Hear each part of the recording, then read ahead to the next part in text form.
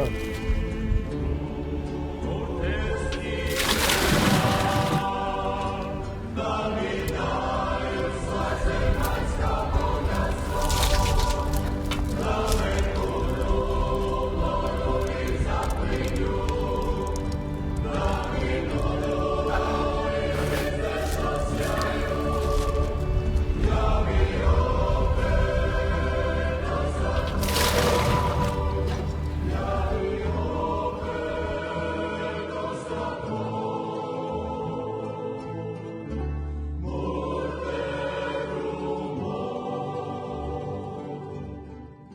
Kornati su bili uvijek kolonatski posjed. Kolonatski posjed znači posjed na kojem gospodari nikad nisu živjeli, nego su, da tako kažemo moderno, delegirali siromahe i kmetove i kolone. Kupovština je u stvari riječ kao murtarini, više kornatari nego drugi, kad je isgovaraju, mislu na postupak kupnje, zapravo stupanja u posjed na Kornatima. U početku svi zadarski i šibenski otoci su bili takozvani komunalni posjed, to znači u vlasništvu komune, općine, bilo zadarske, bilo šibenske, bilo koje već, zavisno o tome gdje se nalazili. I svi su bili u, kako smo danas rekli, u koncesiji. Međutim, u tom razdoblju, dakle, kasnog srednjeg vijeka i novoga vijeka, počinju novi procesi i komune su, pogotovo zadarska, jer su Kornati uvijek bili u zadarskoj komuni, distriktu ili već koja je vlast i tip uprave bio, Kornati su podijeljeni kao, recimo tako, dar, poklon, nagrada nakon velikih bitaka koje je Venecija vodila, Lepanske i drugih, moćnim obiteljima koji su u tima bitkama opet puno toga izgubile. Tako da, recimo, mi u jednom trenutku imamo posjed kornatski konstituiran tako da njime upravljaju 4 zadarske obitelji. Za Kornate smo ustanovili smo da nikada nisu dobili jedno, i što je vrlo zanimljivo, nikad nisu dobili naselje trajnoga tipa. Kornati imaju sve uvjete za takve naselje. I polje, i vodu, veći su od Oliba, Premude, Silbe, Sestrunja, Rave i da ne nabrajam svih šibenskih otoka i Murtera računajući, a nikad nisu stvorili naselje. I to je pitanje koje nikad niko nije razriješio. U toj situaciji obitelji bogate dovode kmetove kolone koji im čuvaju njihova stada. Isključivo čuvaju stada. Tu nema nikakve zemljoradnje u početku. To se potpuno krivo interpretira. Sada, Murter ima samo 18 km2, cijeli otok, a ima u tom trenutku više stanovnika nego cijeli drugi otok. I Murterini koriste priliku da ekspandiraju, da tako kažem, da zauzmu životni prostor u arhipelagu.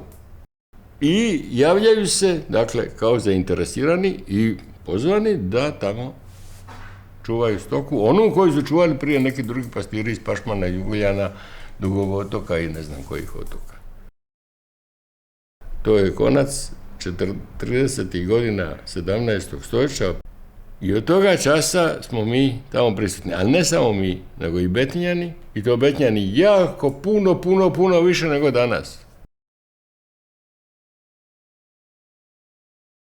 I sada, kad od toga posjeda gospodari sve slabije žive, oni te posjede stavaju na licitaciju. I Kornati, te kupovštine su obavljene u nekoliko navrata. Prva je napravljena oko 1850. Za nju nemamo točan datum i radi se o otoku Siti. Druga je Bruje, njegov porat od Malih Ruj do Hrokešine pristige i vamo Smokvica i otoci. Tako. To je druga. Treća velika kupnja je bila Žut, cijeli otok Žut, koji kasnije postao isto tako privatno vlasništvo. I četvrta velika kupnja je bila zapadni dio, dakle Zmorašnji Kornat, kako mi zovemo, od Malih Ruj, od Komornjaka, do Suhe Punte, do prolaza Proversa.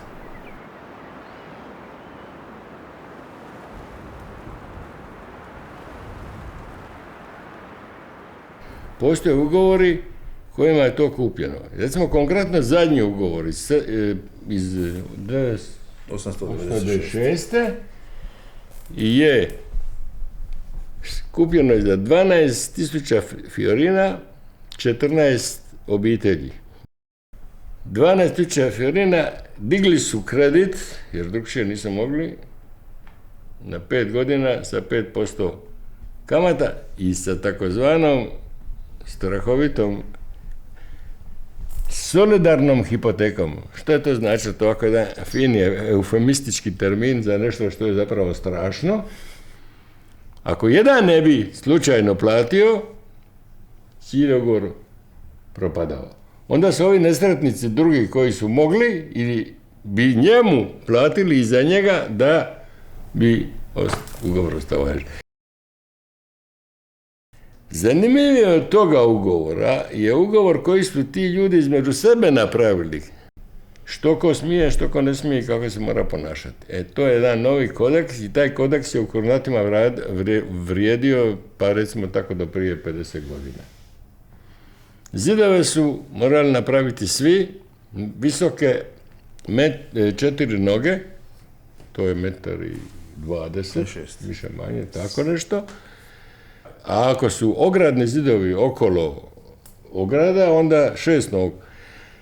To zato što su tada pola stada Kurnatskoga činile koze, što često ljudi zanemaruju. Stado je bilo pola i pola. Kamen za zidove su mogli uzimati gdje god su htjeli jer ga je bilo dovoljno.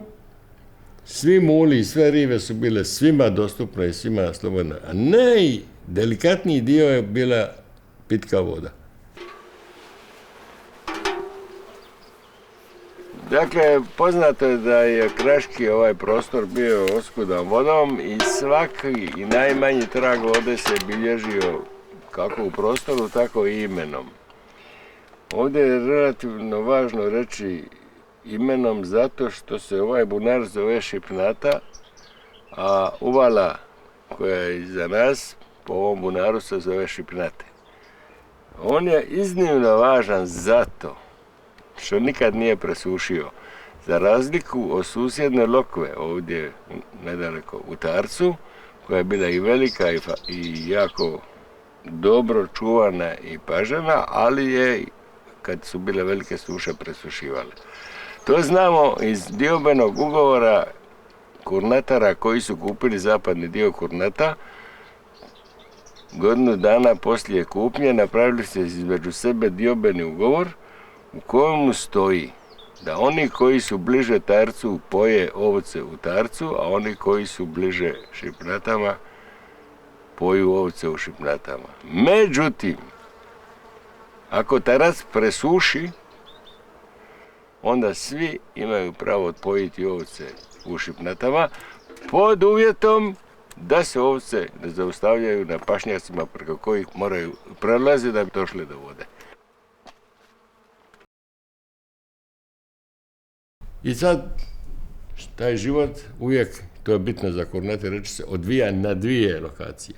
Naš posjed nisu 2 posjeda, to niko ne razumije. Jeste li vi ovdje živite stalno, jeste se vi ovdje rodili, jeste li vi, kako ste išli u školu.